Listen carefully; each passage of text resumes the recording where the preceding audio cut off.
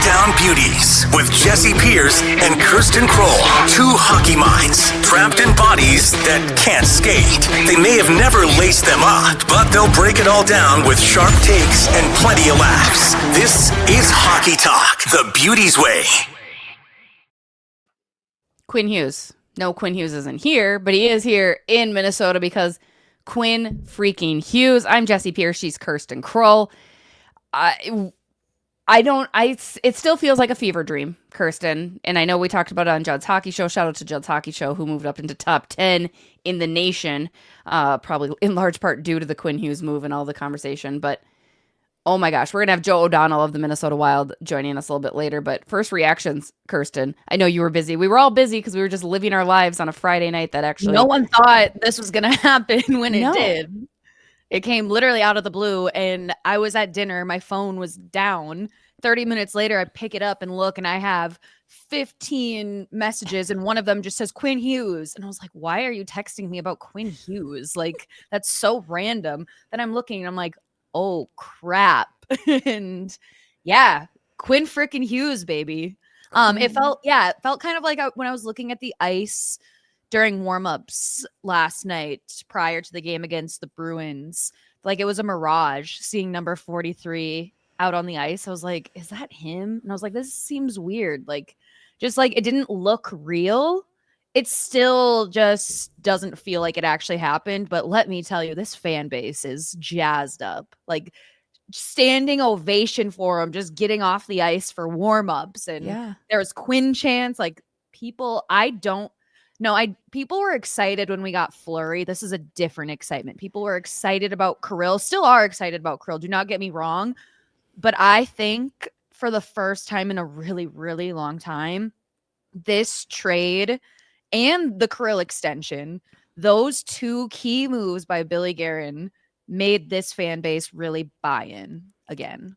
100%. I think those comparisons are perfect. Like, Fleury brought the name, right? Like, he wasn't that he was still in his prime. Quinn Hughes is a superstar in his prime. They have never done this. You could equate it to Zach Parise, Ryan Suter, because that was huge. The excitement was a buzz, but they were 28, so they were a little on the outside of that window where, again, Quinn is in that prime. Like, I went to Chipotle Saturday after the game, and fans were talking about it, right? Like, everybody, the city was a buzz again. Like, it's been a long time since I've heard conversations about the Minnesota Wild where it was just simple, I'm so excited to go to the game. It's not, when are they going to sign Kirill? When are they going to sign, it's not just surrounded by questions. It was just like a ton of excitement.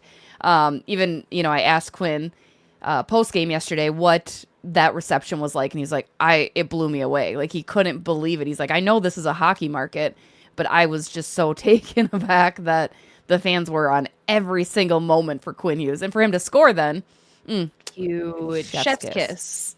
Chef's kiss. It's got to be, like you had mentioned, the Kirill extension, right? Mm-hmm. You've got two hot goaltenders playing right now. You have a Matt Boldy. You're losing some secondary scoring, but Quinn Hughes is so offensively gifted in the way he tilts the ice in your favor. Which we saw last night. Which you saw last night. I mean, a 6-2 win. Boston was coming in on a 4-game winning streak. They had just beat Winnipeg on Thursday. They hadn't played that wasn't necessarily a schlumping Boston team by any stretch of the imagination. And if that were the case, even so, as you had mentioned before, Kirsten, Minnesota tends to play down to that level. But it just, everything, the injection that this trade has brought, Stanley Cup contention is a legitimate phrase that I believe in now for the first time in my 10 years of coverage. Who knew we would be having this conversation after October? Like, in October, I was like, oh my gosh, like, what are we doing right now? Not to mention all of the injuries the Wild have just kind of piling up right now, and they're still rolling. Oof. Yeah, it's right now, Wild 12-game home point streak, 10-0-2, which so nice to see for a change. Winners of 4 straight, third in the Central with 43 points, 4 points back from Dallas, 10 points back from Colorado, which, my gosh. Fourth in the league, continuing to be better than all Eastern Conference teams except Carolina, who does have 44 points. There's a plus 12 goal differential. It's insane. You're right, Kirsten. They were, 3-6-3 in October, like second to dead last in the league. And now to have this turnaround and to have a powerhouse like Quinn Hughes, I think Hughes had said it too. oh, it'll be 5, 6, 7, 8 games. Like, I don't think it's going to take that long, my man, for you to adjust and for it to be really scary. I think you're already making this team very scary.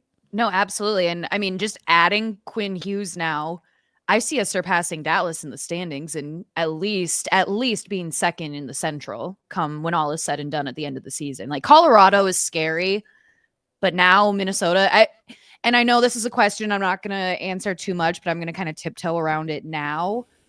With Bill Guerin could still make another splash. We have the cap space right now. Mm-hmm. He still could do something. I don't know what that would be, but. And shout out to our boy, E-Bug Connor Beaupre, who brought this up, and I needed to bring it to your attention because it's something that I think you're going to particularly love. Everybody wants to know, can you re-sign Quinn Hughes, right? His contract is up in 26-27, so you still have a significant amount of time. He's eligible to sign an extension on July 1, and at that time, he could do 8 years, yada, yada. By the time that contract extension would be in, the Minnesota Wild would have $43 million in salary cap space, right? Do you know who wears number 43, Kirsten? Quinn Hughes. Quinn Hughes. I was like, so 43 and 43, isn't that a Swiftie thing to do numbers? Like, yeah. But I was like, at first I was like, yeah, Quinn Hughes wears number 43, but is this a trick question? Is there somebody else I should know? I thought it would appeal to your Taylor Swiftiness. I was like, oh, I think Kirsten's going to like that, but apparently you don't. So no, I do. I love that. I just at first was panicking. I was like, who else wears number 43? It's a new number. I love that stuff. I'm very all in.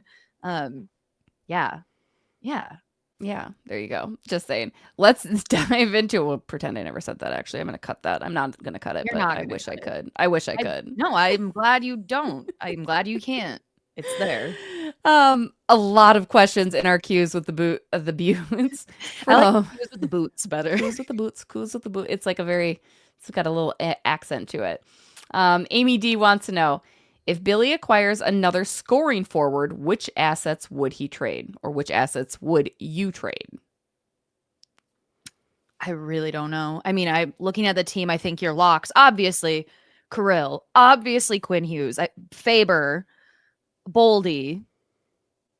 I mean, I would say Gus and Wally are both locks, but at the same time, I don't know. I don't know. I don't know. I think you're right. You lost some big prospects in getting rid of Marco Rossi, Zeev Buium, and Liam Ogren, which I also have to ask Kirsten. It's funny because just last week we completely jokingly mentioned a Quinn Hughes move. Like, what would it take to bring Quinn Hughes? Because we thought it was so unrealistic and so unobtainable. Because of course Zeev never crossed my mind at all. I think Liam Ogren and Marco Rossi. Do you feel like it was too much? I'd be remiss to not ask because I think you had the bar. Everything that I had mentioned was. I said, you'd have to give up a first round or whatever. And at that point, you were like, oh, these are too much. Do you think it was too much? So initially, yes. Because also, I mean, we all know I was very high always on Marco Rossi, always. But to have Marco Rossi in a trade for a superstar caliber player such as Quinn Hughes, that doesn't hurt. The one that does hurt is losing Zeev. That one was a little tough and a first. So I was like, initially to me, I was like, this is a lot. But I took a step back, and maybe because I didn't even realize, probably too, because of the team we were seeing in October. And you've been seeing it nationally all over now. The Stanley Cup window for Minnesota is open. The time is now. Zeev, going to be a great defenseman, like excellent, amazing defenseman.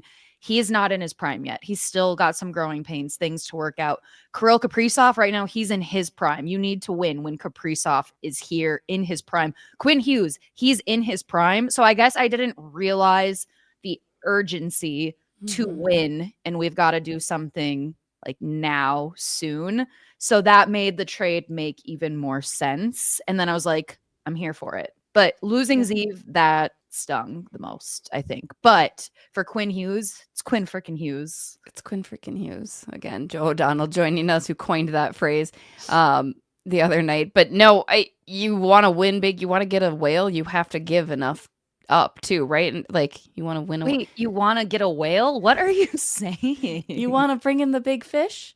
You got to use a lot of bait. Then why did you use the reference of a whale? Because it's a whale of a trade in my mind. Like, that's a whale. Like, it's a fish so big I didn't think Billy had a boat big enough. Okay, like I just did not imagine. He's got some cojones. I loved that Quinn Hughes had said, which also can we address? I feel like I always have to call him Quinn Hughes. It's not just Quinn. It's got to be Quinn Hughes. Well, because Like he he's one can't of just be those. Hughes. There's 2 other This Hugheses is out true. there. It's just got to be Quinn.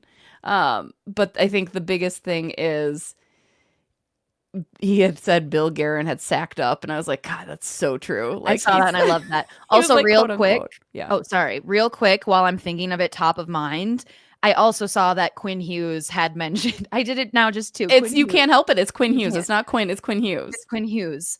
Another thing that he had been quoted saying was like he's never, because he's been asked already. He's played 1 game in Minnesota and already asked, "Are you going to extend? Are you considering an extension?" Blah blah blah. Which I understand. We gave up a haul for him, but him being quoted saying, "I'm never going to forget Minnesota did that for me. They gave up a lot to bring me here, and I'm not ever going to forget that because other teams didn't." So I'm just like, are you petty? Are you like Ryan Hartman level petty in that sense where you're taking notes, taking names, and keeping it in your back pocket as motivation? Because if so, I love that. You know, I love a petty king. He's very intentional with his wording. I thought it was brilliant. Like, yeah, he said, other teams found out what it would take to acquire me, and they didn't want to do it, and Bill Guerin did, and I'm gonna remember that. And I was like, oof, love it. Like literally, I love that so much. It's so good, and it's so true, right? Again, you have to give up. And Vancouver is finding out. Z Bouillon, a goal and an assist. Marco Rossi, look, Liam Ogren's going to get an opportunity in Vancouver. They're in a rebuild stage where they're going to be able to use these assets immediately, too. It's not like either team was fleeced, right? Like, you're getting the return to Minnesota is great. Like, sometimes fans, I think, need to have a detachment from some of these players. Like, it's a business at the end of the day. Back to Amy's question. There are still assets, though. And I think a Ryan Hartman is still movable. I hate to say a Marcus Foligno is movable. Now, again, this is not considering all of the no moves and no trades, right? Like, there's a lot of that goes into it. But you still do have some players that you could move, could package. Is it depleted? Absolutely. But that's where it lies. So I would still love another scoring forward. We'll see what happens. Bill Guerin did kind of lead with an air of, not quite finished yet. Gene He's N. never done. We talk about that every single He's year. never Bill done. Guerin is never done shopping, which I love. Like he'll play coy about it. Yeah. Bill's never done. He's always cooking, which And he should be. He should be. And sometimes he burns the food and sometimes he doesn't. Like, it's fine, like he tries. You're trying out there. Here's the thing. That's my biggest gripe too. So for all the people who are still very angry that you got rid of Marco Rossi, you got rid of Z Bouillon, I think people have cooled on Liam Ogren, as we discussed. He left a lot to be desired. But yet you're also mad that you have Minnesota teams that are so mediocre and are never trying to do things. Like, at least Guerin's out here trying to make moves and trying to take these big swings, even with the Juracek, which I think I would call a failure at this point of a trade, because I think Juracek just isn't panning out to what he cost, right? Like, the cost and value isn't there. But he tried. He thought it was a good idea. Like, you're going to have losses and you're going to have wins, but at least Guerin's out here swinging the bat every single pitch, which He's never complacent, and I love that. Right. And again, that helps us be a little less than mediocre, which I get. We're used to in Minnesota sports. We are very used to just being like good enough to get by. Like, you just gotta do it once in a while. Gene N wants to know, with Gus looking solid on Sunday, does Hines continue to go with the rotation? Now, again, he did switch it up last week where you saw Gus go in back-to-back games. Jesper started on Saturday and Gus on Sunday then. So it kind of, in an essence, went back to the rotation. I'm not convinced that it is going to be that way, though, either. I don't know, though. I'm fine either way, frankly. I mean, yeah, I feel good night in, night out with our goaltending, because our goaltending has just been so solid. I mean, and as of recent too, you've seen some games where Jesper has been a little stronger in the net, or you see a game like last night where Gus was standing tall. I don't know. I'm confident in both of our goalies at this point. I think right now it's a good problem to have. You're never going to have one sit probably, I think, more than 2 games, 3 tops. Like, you want to keep your goalies fresh too, continue to give them their reps, but I'm not sure that it'll always be the rotation that we had seen where they're going every other, but I don't think it would be more than 3 consecutive starts at the most, No, I'd agree.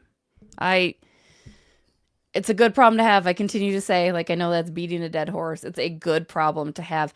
I know last week, I think we were both kind of like, maybe Jesper's the better goalie. Again, they're so even in a lot of areas. Like, I love the aggressiveness for Gustafsson last night, but also, to both credit, the player in front of them has been so good that you don't necessarily need the guys to stand. I mean, Calgary, Vancouver seems like washed, erased, no longer existent in my mind anymore, right? Those losses, I don't even care because they've done enough to prove that like they were just blips. Yeah, I would agree. And they've won. I mean, I think honestly, the win against Dallas made me completely forget. That was such a statement like, hey, we're here. Mm-hmm. Yeah, we love it. You can ask the next one if you would like. Oh, man. Okay, You don't stand by for a sec because I kind of forgot we were doing that. And so I lost my... Well, I can ask them all if you like. Sounds good. Okay. All right. David C. Does Guerin trade for a center soon or more toward the deadline? Ricky and Jean also want to know if another trade is going to happen. Which, yes, I'm just going to blatantly say yes. Yeah, I mean, and that's why I tiptoed around it. Bill's not done. Right. He's never done, which like we had said, we love that he's always like maybe keeping an eye out.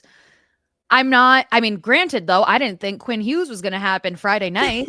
I didn't think that was going to happen when it did, but part of me is leaning towards, okay, maybe especially with how well the Wild are playing right now, he's going to pause for a sec, maybe wait till a little closer till the deadline.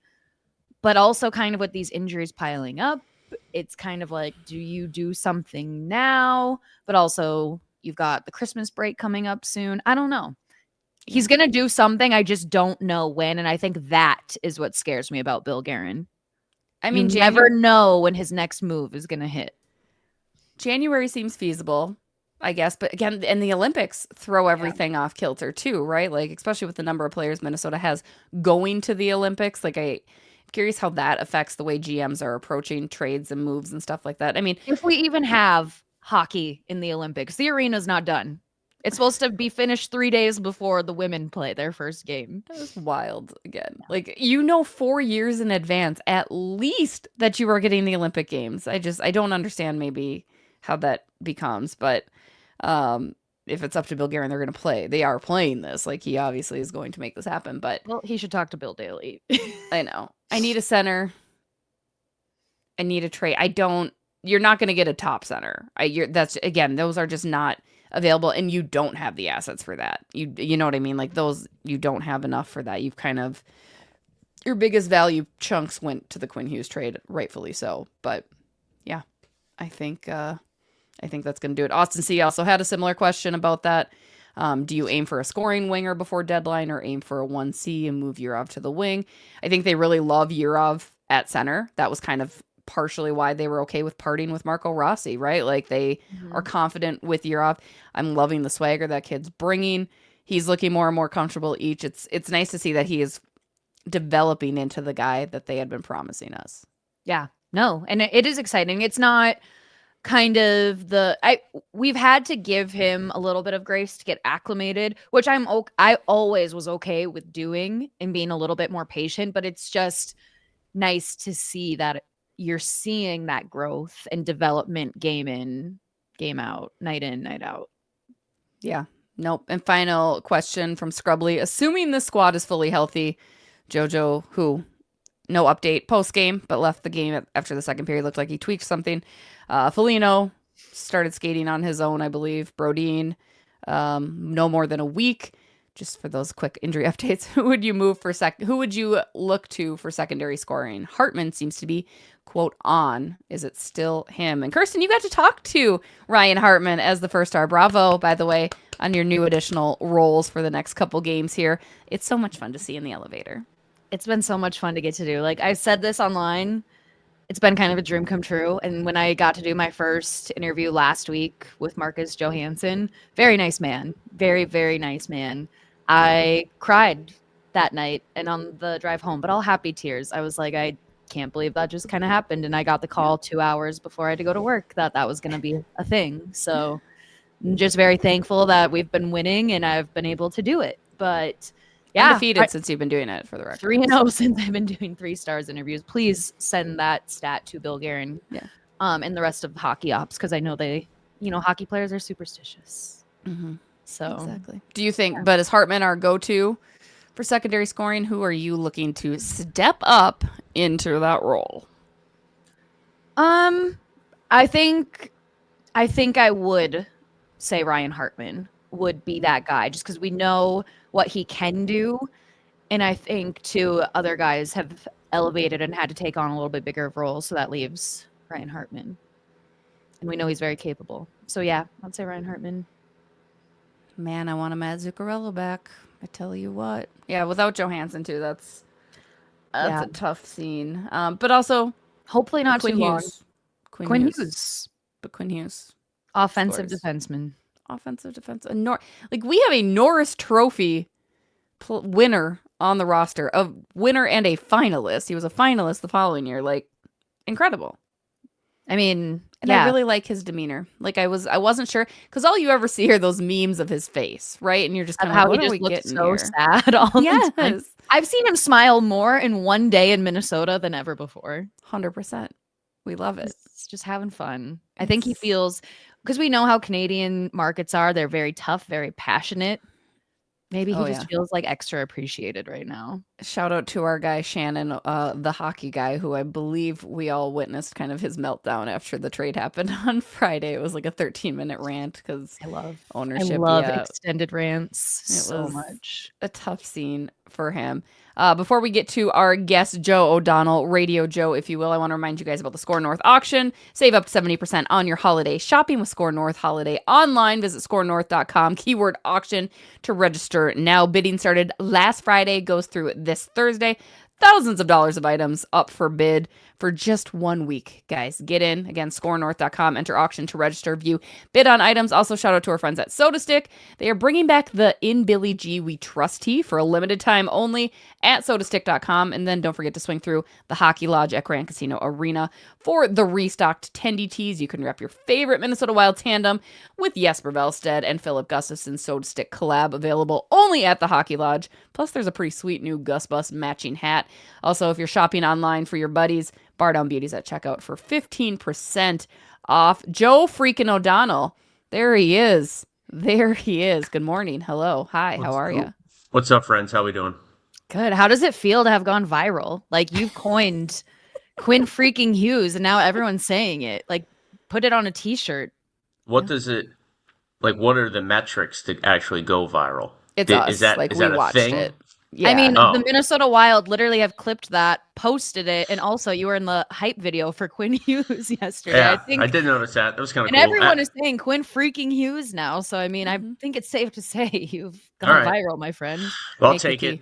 I don't know. It just happened. Sometimes in this business, you just say things because you talk a lot. So, like, ultimately something either good or bad could, come out. And, but I'll take credit for it. It's awesome. It's exciting to have him. And he's that good, I wish I could have really dropped the F-bomb, but I don't know how that would have gone over in the arena. You would have gotten a fair amount of people. Like, I know at the Iowa State, us in the side, they have a new football coach, and there was a big Cy-Hawk basketball game last weekend, and the new head coach said, and beat the effing Hawks, like in front of the whole arena, and everybody just lost their mind, right? Granted, that's a college town. It's a little bit more chaotic down there. Family-friendly establishment, folks. Yeah. Also, Joe, one last quick thing. Are you trying to add in-arena host to your resume? I saw it getting the crowd all hyped up from the press box yesterday, trying to do moving in. Thanks for having me, guys. It was great being on with you. I don't know. A few people have mentioned that. I did it once earlier in the year where I wanted to show the people it was live, the puck preview live was actually live, and that, if I say something dumb or if I screw up, it is live. And they got kind of fired up, and then I got a few people like, oh, that was good. And so then after the whole Quinn freaking Hughes thing, I was like, let me try something else. Let me see if we can get the people going, as they say. And then afterwards, I got several comments like, are you, if radio doesn't work out for you, maybe next time I'll have like a mascot head or some pom-poms, and I'll just be the the team cheerleader at this point. But no, Kirsten, you have nothing to worry about. By the way, you're doing an excellent job with your post-game interviews. Are you trying to take Kevin Gord's job? Should we get a little drama started here? Oh, that was I'm just happy to be there. I was just about to say, come on down to 123 on the Blaze Credit Union promo deck stage. We got an extra mic for you. Well, I don't know if that's in my near future, but I appreciate it. It has been fun to do that little game preview. It's something that the Wild have been trying to get going. We got savvy hockey fans. Let's give them a little bit of something about the matchup before games, and I think it's gone well so far. But I don't know how much hype train you'll be getting in future games, especially if people keep commenting on it. That will make me go the other direction and just go back to, here are the facts. Here's who we're playing. Enjoy the game. I recommend doing that in a swimsuit in the freezing cold. It seems to work really well. We have 200 new followers as of today. That keeps growing. You have your own thing going on, that realm. That is your neck of the woods. And give it a go. I mean, do the neighbors ever see that? I literally, every time I go out, my kids always think I'm going swimming. They're like, "Are you going to the pool?" And I'm like, "Nope, I'm just going to go stand out." Yeah, like the next time you go out and they're in their swimsuits, like, "We're ready to go to the pool, Mom." And you're like, dumb kids. Yeah. Wait till they get social media. I know. Oh boy. Well, that could be a problem. We're gonna have conversations then that we way earlier than we need to. Let's dive in a little bit more about Quinn Hughes. I know you were there when we spoke with Bill Guerin, but I didn't really get an answer from him when we asked why. He answered with because it's Quinn Hughes, which I love as an answer.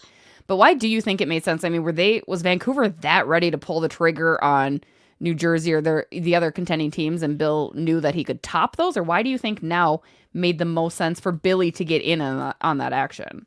So I asked the same question yesterday to John Hines, and I asked it almost prefacing it, is this a stupid question? But I didn't. Yeah. But I just said, like, the analytical numbers, the things that Quinn Hughes is best at from the nerdy under the hood standpoint are areas where the Wild don't have great numbers. Stretch passes completed. The Wild value zone exit so much, as do most teams. But, they talk about how their breakouts kind of they're the engine of the car. So, there's a lot of things that Quinn Hughes does. Forget the potential for 70-plus points a year. But, the other things he does are areas where the Wild, numbers-wise, aren't great. So I was like, did any of that factor in, or is it just he's dynamic, it's Quinn freaking Hughes, so you pull the trigger if you can get him? And John Hines basically said it's Quinn Hughes, right? You don't pass up that chance to go get him if you can. So I think on the surface, it's just who cares what else he brings, leadership and tangibles, all those things are icing on the cake for just how good he is. But I don't know that. I think just as the last couple of weeks moved on, especially having the ability to be in Vancouver on the Wild's road trip and seeing or hearing and reading just how ready it seemed like that marriage was to come to an end. I think the timetable ramped up on when we all thought Quinn Hughes might be moved, deadline or next year. I think everything kind of ramped up over the last few weeks because Vancouver was struggling. He had been quoted as saying he's not Superman. He was playing 30 minutes a night, and obviously it wasn't going well there. Felt like a change of scenery was needed for him. Mm-hmm. And I think recognizing that climate is probably what made Minnesota go, all right, let's make the call and see what happens. Yeah, absolutely. And I mean, I guess, too, you could preface this with stupid question, but we know how the media has been abuzz nationally about Quinn Hughes joining Minnesota. We know how excited the fans were last night seeing him debut, standing ovations just even after warmups. But adding Quinn Hughes to the Minnesota Wild roster, what does that mean for this team right now? What does it say that they're trying to do? I think the Stanley Cup window is now. And I don't know that going into this season, I think Wild fans hope that would be the case, right? Because the buyouts were over, the shackles were off. If you remember, even last year at the deadline, Bill Guerin kind of got a little rattled with some of the line of questioning when the Wild didn't make many moves, and he said, "Now's not our time." I'm pretty sure that was the quote. And he just meant, it's just not us right now. We'll get there. It will be our time. I think now's the time. Like, it's that plain and simple. Do they have other pieces to add now? Do they hope to get healthy? Do they hope to find chemistry with all these players coming back into the lineup that are injured? Yeah. And is there a long way to go? Yeah. Like, you don't put the cart before the horse in this league. We saw where the Wild were last year. January 1 leading the NHL in points, and it took till 20 seconds left in the last game to make the playoffs.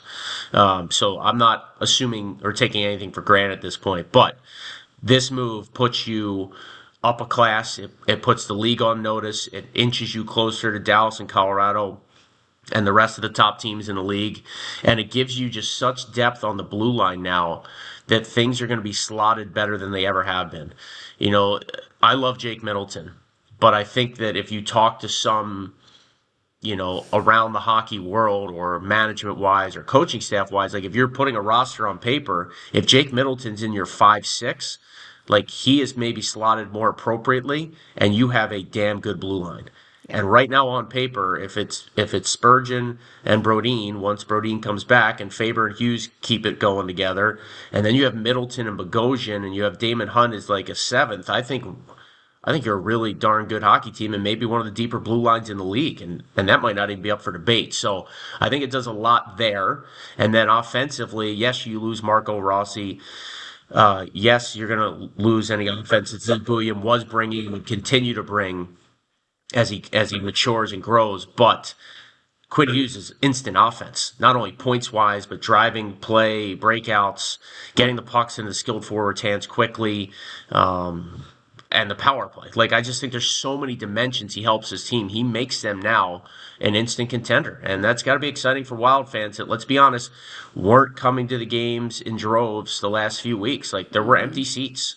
And yesterday against Boston felt like a different game. It was more packed for a Sunday with the Vikings playing at night and the Wild playing just 2 hours prior. It was an Eastern Conference team. There's not a rivalry there. And that was the best crowd I had seen in weeks. So he's going to move the needle. He's going to sell jerseys. He's going to sell Quinn freaking Hughes t-shirts. And I just think it's an exciting time. Like, if you're a Wild fan and you were like, oh, it's the same team and first round exit and all that stuff, now you should be, I want to come to the game. I want to see this kid. He's an all-world player, and we have a chance to do something special. I think that should be the mindset. If this team's healthy and they clinch a playoff spot, it should feel different when April rolls around. And he's 26. Oh, sorry. I was just going to say, will you autograph my Quinn freaking Hughes t-shirt? Are you selling them out of the back of your car? Because I feel like that's probably where we're going to buy those. Second question would probably be yes. Shady deals. I'll put Tom Reed's Hockey City Pub parking lot. I'll meet you there with the trunk open. And to the first question, Kirsten, I think maybe he should sign it. Why not both? But that's if he co-signs on the thing. I haven't met him yet. I don't know if I should bring it up to him. Joe rolls in late to the Quinn Hughes press conference yesterday because he was doing radio or something like that. Like, it's Quinn freaking Hughes, but just you can't be on time. Yeah. Talk to Quinn. Well, I even contemplated just bailing completely, but then when Aaron Sickman opened the door to sneak himself in, I figured I'd sneak in too. So that's another story for another time. But get a chance to meet Quinn, maybe ease into the conversation. Maybe he embraces the new moniker, and maybe he doesn't, and then I won't say it anymore. Do you feel like Kirsten and I were talking about this earlier? For some reason, I catch myself saying Quinn Hughes. It's never just Quinn. It's a constant Quinn Hughes. And I don't know, like Kirsten said, and she's probably right, you can't just say Hughes because there's two other ones in the league, but it just feels like Quinn Hughes it sounds right. It does. I do sometimes broadcasting find that happens with certain players. Both Wild guys and opponent players, where sometimes I feel like it's full name all the time. I don't know why. So I think I will try to vary that up, and he won't always have to be Quinn Hughes when he gets the puck. Like, sometimes it'll just be Faber slides it over to Hughes, for example. But you have to remember, in Vancouver, they also had three Pedersens. They had Elias, had Elias, and they had Marcus. Spider-Man meme. It was annoying. I don't know what you call them all. Like, they all had to be Petey. So, like, if you're in that locker room, like, is it like Dewey 1 and Dewey 2? Was it PD 1? Is it PD 3? Is it this guy's a forward, so we call him something different? Maybe that's something I asked Quinn freaking Hughes one day. Does Quinn freaking Hughes even have a nickname besides Quinn freaking Hughes? I think we have to change his middle name to freaking at this point too. Yeah. Does he have another middle name? So the NHL had him listed on the roster yet when the Wild first acquired him as Quinton. Oh, which I love. By the way, so I don't want to. At some point, you're going to hear Quinton on the radio if he scores like an overtime goal. I'm going to go full name. I'm going to get the middle name somehow, and I'm going to lay out the full name. I think that's appropriate for just how impactful this guy's going to be. So in a big moment, I might use that. I think you have to. Not that you guys asked, but just I'm workshopping this out loud here. I look forward to it. Well, everybody mutes TV and listens to radio anyway, so when they do so, they'll be able to do that. Before we include you in our buy or sell conversation, though, I want to talk about Jesper Velstad, because it was almost exactly a year ago, a little more, that we had you on and we talked about what a tough time Jesper was having and how desperately he needed that reset. But right now, he leads the NHL with 1.95 goals against average, .937 save percentage, 4 shutouts, a new man. Absolutely. Is this kind of the reset you expected him to have? I think there was a lot of caution heading into the year, and you get Gus signed on his extension.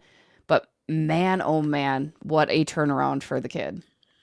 I think it's I'm not going to sit here and tell you that I expected it, right? Like, yeah. I don't know how you could have predicted it. It was a rough year. It was injury plagued. It was not good at the American Hockey League level. A couple starts in Minnesota didn't go particularly well either. He was kind of thrown to the wolves in both starts, and I think it was Vegas and Winnipeg, and one was on a back-to-back. Like, they were just tough spots. But I trust those that told me this kid, he's got it. And 2 of them were goalie coaches, right? And Freddie Shabbat, always singing his praises. And I talked to Richard Bachman in Iowa several times about Jesper. When he was struggling, when he was good, when he was up, when he was down. Like, I would check in with him. And he promised me that this kid had the right makeup.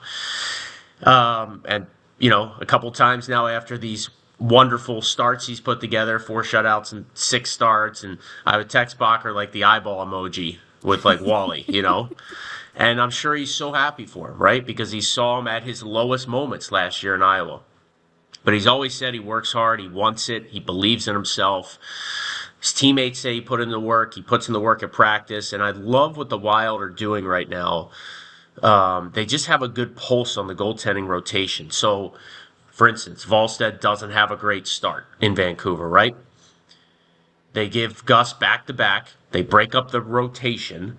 And they give Wallstedt the opportunity to practice, to get time with Freddie Shabbat, to get extra shots before and after a skate, to get a couple of full practices in. And it's amazing in the National Hockey League. You think, oh, practice, whatever.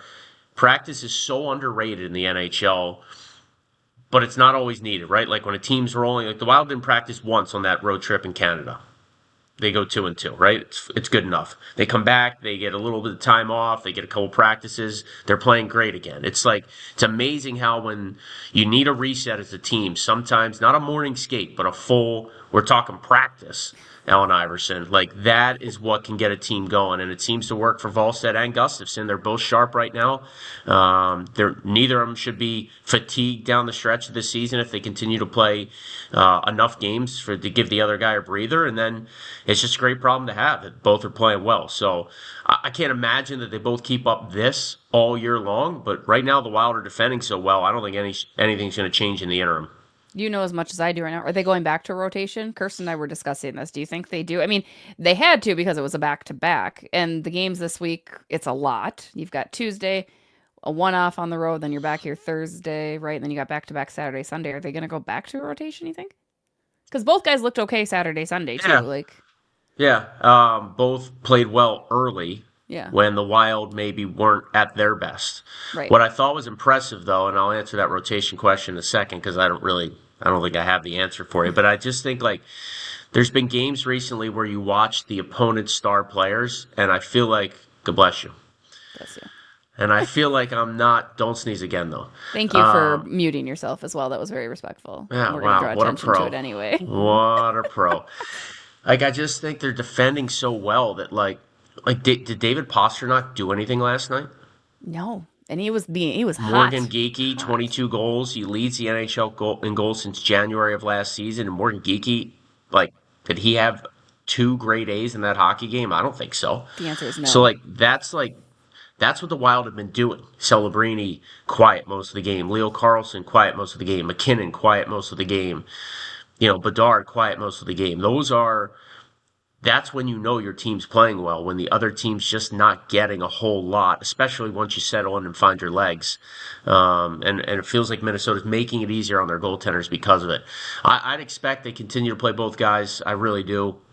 It's working. Why go away from it? You don't want anybody to sit for a week. It's not early in the season where you just probably didn't have the trust in Wally to go out there and give you the starts he has been. So I think we're going to continue to see both guys, and there'll be a little bit of, he played well against Colorado last time, so give him the start, or he's been better on the road, or maybe Wally's better in afternoon games. I think there'll be a little bit of that, under the hood type approach. But for the most part, I think they talk to both goalies. They communicate with them. Freddie Shabbat, the goalie coach, is involved. You look at the schedule, and as long as both guys are playing well, I think they're going to both continue to get to the net. Cool. I like it. Thank you for that answer. All right, I'll see you guys later. Wait, but we got to get the hot takes. This is our favorite. So we do this thing called buy or sell. So you're buying or selling on the idea. It's not unique, but we like it. So it's very hard statements. I'm going to give you some hard statements, and you can either be with it or against it. Is it just me, or you and Kirsten? I'll ask the questions here, and then you guys. Hope we disagree. Yeah, it's more fun for me. What? It's way more fun if you guys can argue about it. Yes. All right. I thought we got along great, but that's fine. I'm ready to argue. I'm ready to maybe cause a rift and a little spice in the coffee. All right. Since we were talking about the goalies, let's start with this hot topic. Buy or sell. A goalie is now your most valuable trade asset and should be considered. Am I going first? Yeah. I'm going to sell. Okay. Because it's just too fickle of a position. And I think you need both guys. And I don't know what their backup plan is, unless you're acquiring a goalie in said deal. But I wouldn't want to do that. Both goalies are under manageable contracts. Gus is being paid a number one salary, but not a crazy number one salary. And obviously Wally is still on that kind of bridge deal that they signed him to before last season, which turned out to be a really smart move. So I'm going to sell that, and I'm going to say I want both goalies, and I want them for as long as they're absolutely red hot. And if it changes a little bit, that's good because you got two of them. Kirsten? I am going to buy the idea, but not because I want to get rid of either goalie. That's not where I'm coming from. My perspective on it is I think it is the most valuable piece that you have right now, because you look across at the other talent you have on the roster and they're for sure locks. You're not going to use a Brock Faber or a Matt Boldy or even a Kaprizov. I know that's not even a question. You're not going to use them in any sort of package for a trade. I think the only one that provides a ton of value in this moment that you would maybe entertain a conversation on is one of the goalies. I'm going to double down and say that's my thought. I caused a ruckus during our live show on Friday when I mentioned that, just to put it out there. Shocker. It's a conversation, though. You literally lead the league in causing ruckuses. I do not. I swing and I walk away, though, too. I'm kind of very much I'll drop this in here and leave. That sounds very Minnesotan. It's very Minnesotan. But you have two good goaltenders. Teams would kill for one of these guys, right? I agree with you, Joe. You need a goalie back, because I don't think Cal Peterson's the answer, right? But it's similar to how I felt about Marco Rossi. I liked Marco Rossi. I didn't suggest trading him because I thought he was bad. I wanted to trade him because I was look at the haul that you can get back for him.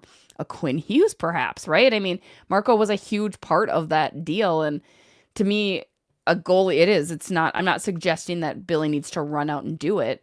But I think if you get a good enough offer, that does include a goalie back, a serviceable backup goaltender for you, you have to entertain it. If you can get some extra scoring oomph, I love it. I mean, I think there's moves to be made, or there will be moves to be made. We have to see the health of the team. But I'm just not willing to move either of those two to acquire something back. You got to get creative now, right? Because the assets have been sort of used in other moves. The draft picks, that cupboard's bare. So it's now, prospects. You need guys in Iowa to score. I mean, it's that simple. Like, guys start building up AHL numbers, or guys start coming up here making impact. If it's Hunter Haight for a handful of games, get in front of some scouts, whatever that situation is, those are the guys now. I remember the Wild did acquire a bunch of picks, moving Dewar and Duhaime, and I know they were middle round picks at the time. But you package enough 3s and 4s together, or a second rounder here and a prospect there, like, you can probably get a 15 goal guy, I would think, at the deadline. So, especially a guy on expiring term. So I don't think, again, I don't think the Wild are done making moves as the year moves along. I think they'll kind of add what they see they need when it comes time to do that, but I wouldn't move either goalie. Okay, we like it. Our last buy or sell idea with Mr. Joe O'Donnell. The season is a failure if they don't make the conference finals. Buy or sell? Told you they're hard. Get you thinking, huh? Get you thinking. Get the all right. thinking. I'll buy this one. I'll buy this one. And I know, again, you got 50 games left, basically 49, whatever it is. Like, the playoffs are not a lock. Okay, I'm not one of those guys that starts like, I'm not booking a trip to Cancun that the season's over, and I'm not cementing the fact that the Wild are in the playoffs. I don't like to get that far ahead. But if they get there, you've now taken a huge step in adding a cornerstone piece, a game changer in Quinn Hughes to your lineup, and you have to take the next step. With as good as the goaltending's been, with as good as this team is on paper, if healthy, I don't care if you're playing Dallas or Colorado. I don't care if they're a 120-point wagon. You've got to find a way. You have to find a way. So that's one round. And if you get to the second round, like, did you really accomplish a whole lot? Like, if you want to get this city buzzing, you got to go to play into Memorial Day. And that means conference final. So I'll buy that. It's time for this team, as constructed, to take the next step. They've got a huge piece now that they didn't have before in Hughes. And so I will say, yep, let's go all in. Let's push the chips all in. And anything less is well, you said failure. It wouldn't be a failure, but disappointment. Yeah. I loved the hesitancy. You wanted to say Quinn freaking Hughes so bad, but you said Quinn. No, I'm not. I can't keep going down that road. No, I'll say it for you. I wanted to sell this idea because I was going to say, for sure, next season, it would be a failure next season, 1,000%. The only hesitancy, too, that I have that makes it tough is the current playoff format. They need to change the current playoff format, because your first round game is going to essentially, in the Western Conference, be a Western Conference final, just with the caliber of teams that we have right now, how deep that is. But I'm going to agree with Joe on this. I'm selling it. I agree. Or no, I'm buying it. I'm buying it is what I meant. I mean, the one thing is, like, I know people are like, got to go back to 1-8. Like, if you look at it, though, the last couple of years, it changes like one playoff matchup in the first round. And like, for instance, the Wild had 97 points last year as a 7 seed, if you will. Like, what's the difference between a 97-point team and a 103-point team? Like, we're talking about 2 or 3 games in the regular season. So, yes, going up against Dallas or Colorado is daunting if that's how it ends up. But playing the Vegas Golden Knights in the first round or the LA Kings in the first round, teams that have had 100 points each of the last few years and have guys that have won Stanley Cups, like, we're splitting hairs here when we say, oh, it's just a travesty. Like, I get it. The 1-8 is probably easier for fans to understand, and it's how it used to be done, and it feels like it makes more sense. But the second you get a 3-6 matchup that's an absolute bear, like, what's the difference if it was a 2-3 within the division?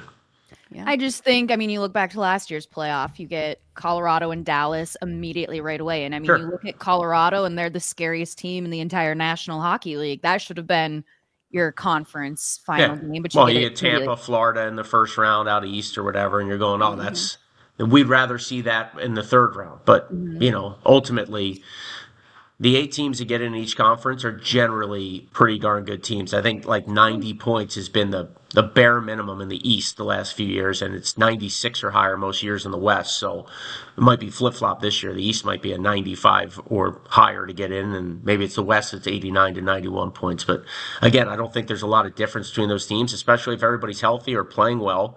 Like, who wants to play a team that's red hot getting into the playoffs like St. Louis? And, when they won it a few years back, they were dead last January 1st, and they were the best team in the league in June when it was all said and done. So if you're healthy and you're playing well, really you should be able to match up against any team. All right. Well, that's going to do it for this week's episode of Bardown Beauties. Joe O'Donnell, sir, you're all right. I guess I was going to try to say something nice, but you've been mean to me. You've been picking on me lately, so you're all right. It's fine. I have been. Well, you did invite him on. But I'm glad we're able to get this to work. I know a few weeks ago something came up, or you scumbagged me and found a better guest. So we did. That was probably the accurate term, I think. All right. Well, make sure you get your blanket in the press box and then your bikini. I forgot it yesterday, and it was freezing, and I regret it. But first, before we let you go, I'm even going to let you tell people where they can find you and all of your antics. Oh wow, we're so friendly. Wild Joe Radio on Twitter. And my podcast is One on One with Joe O'Donnell. It's on all the platforms. It's me and a guest, and we talk hockey. So, creative concept. I've never been invited on. And that was a sell job. I sold that, by the way. You did. Yeah. Joe freaking O'Donnell, everybody. Joe freaking O'Donnell, everybody. All right, guys. You are the best. Guys. As always, check out the other Score North content. Shout out to Soda Stick. And we'll catch you later.